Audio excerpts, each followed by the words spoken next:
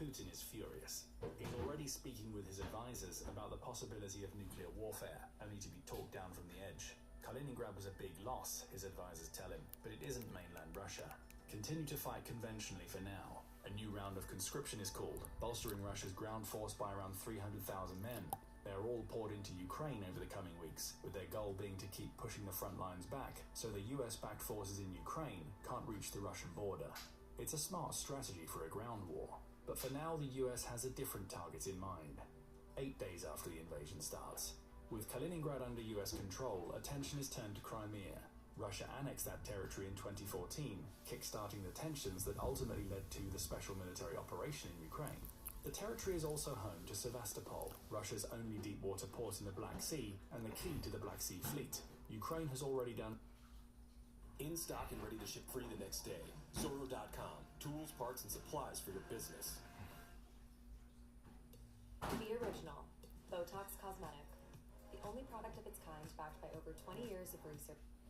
Already done substantial damage to that fleet with a combination of missile strikes and drone attacks, meaning a third of the ships have already been lost. Turkey's activation of a clause in the 1936 Montreux Convention also means that Russia can't supplement that fleet with new ships. The Turkish Straits are blocked to all military passage, Russian and US ships included, and Crimea is starting to look like a sitting duck.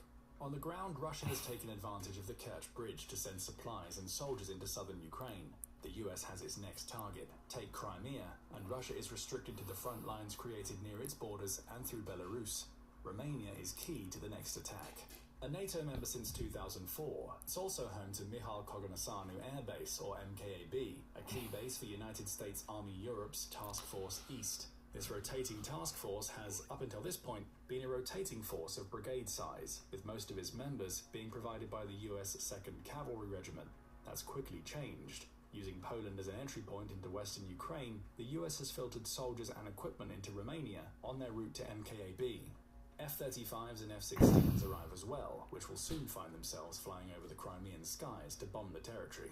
The US can't bring a naval component to this fight. Turkey won't allow its entry into the Black Sea, but that won't matter.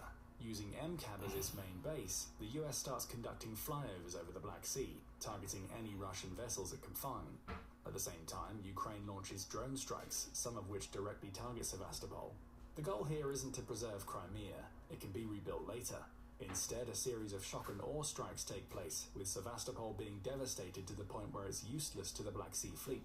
Dozens of Russian ships are damaged or sunk, with the Kerch Bridge also being taken out to strike a powerful logistical blow against Russia. In less than a week, Crimea is